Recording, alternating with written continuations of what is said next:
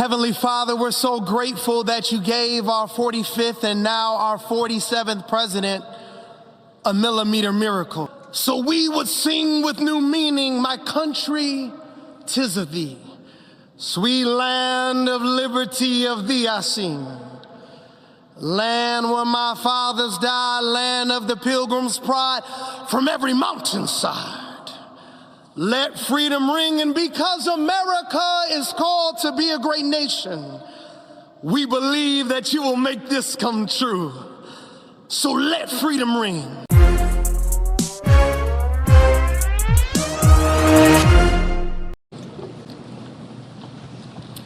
I now call on Rabbi Ari Berman, Pastor Lorenzo Sewell, and Reverend Frank Mund to provide prayers of benediction.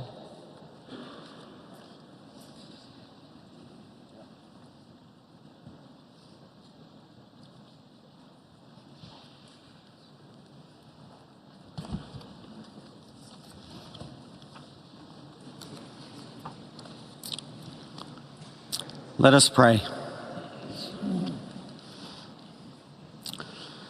Almighty God, your prophet Jeremiah walked the streets of Jerusalem and blessed its inhabitants with the Hebrew words, Baruch HaGever Asher Yiftach BaHashem. Blessed is the one who trusts in God. Thousands of years later, this great nation, which adopted these words as its motto, "In God we trust," stands at a moment of historic opportunity. Americans are searching for meaning. Our merciful Father, help us rise to meet this moment. Bless President Donald J. Trump and Vice President J.D. Vance with the strength and courage to choose the right and the good. Unite us around our foundational biblical values of life and liberty, of service and sacrifice, and especially of faith and morality, which George Washington called the indispensable supports of American prosperity. Guide our schools and college campuses, which have been experiencing such unrest, to inspire the next generation to pair progress with purpose, knowledge with wisdom, and truth with virtue. Hear the cry of the hostages, both American and Israeli, whose pain our president so acutely feels. We are so thankful for the 3 young women who yesterday returned home, and pray that the next 4 years brings peace to Israel and throughout the Middle East. Almighty God, grant all Americans the opportunity to realize our shared dream of a life filled with peace and plenty, health and happiness, compassion and contribution. Stir within us the confidence to rise to this moment. For while we trust in God, God's trust is in us, the American people. America is called to greatness, to be a beacon of light and a mover of history. May our nation merit the fulfillment of Jeremiah's blessing, that like a tree planted by water, we shall not cease to bear fruit. May all of humanity experience your love and your blessing. May it be thy will, and let us say, Amen. Let us pray for our 47th president.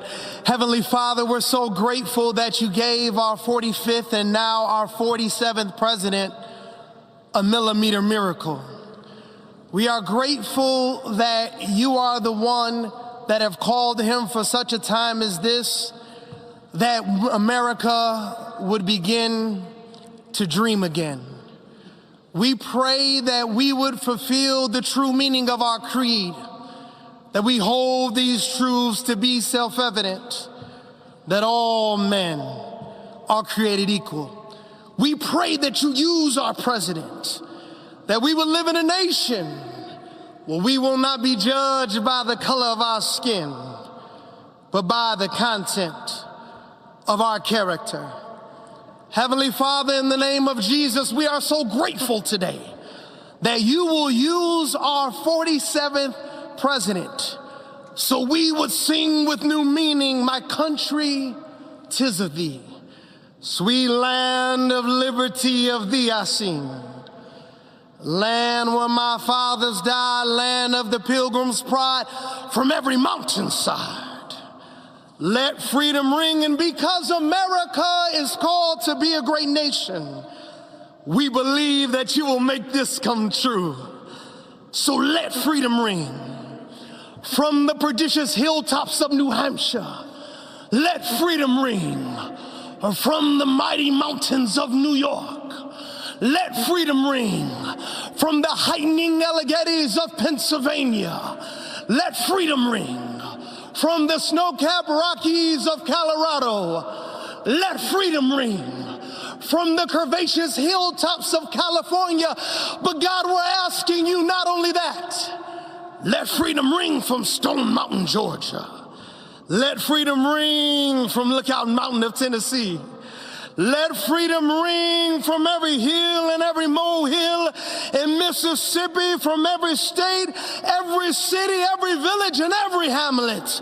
And when we let freedom ring, we will be able to speed up that day where all of your children, black men and white men, Protestant and Catholic, Jew and Gentile, will be able to sing in the meaning of that old Negro spiritual, free at last, free at last.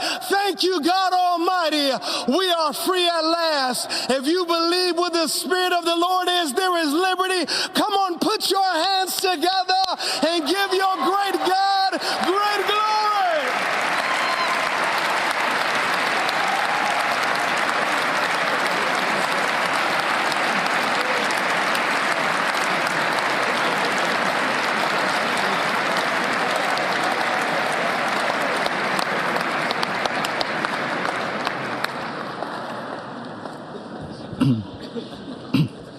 Almighty and eternal God, we gather here today in reverence, joined in our shared hopes and dreams for our beloved nation.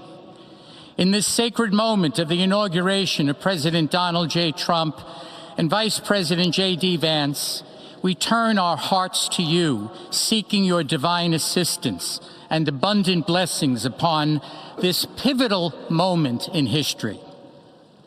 We come before you with profound gratitude for the many gifts you have bestowed upon our land. Thank you for the freedoms we cherish, for the strength of our communities, and for the resilience of our spirit. As our President and Vice President embrace their newly appointed roles, we humbly implore that your everlasting love and wisdom will envelop them.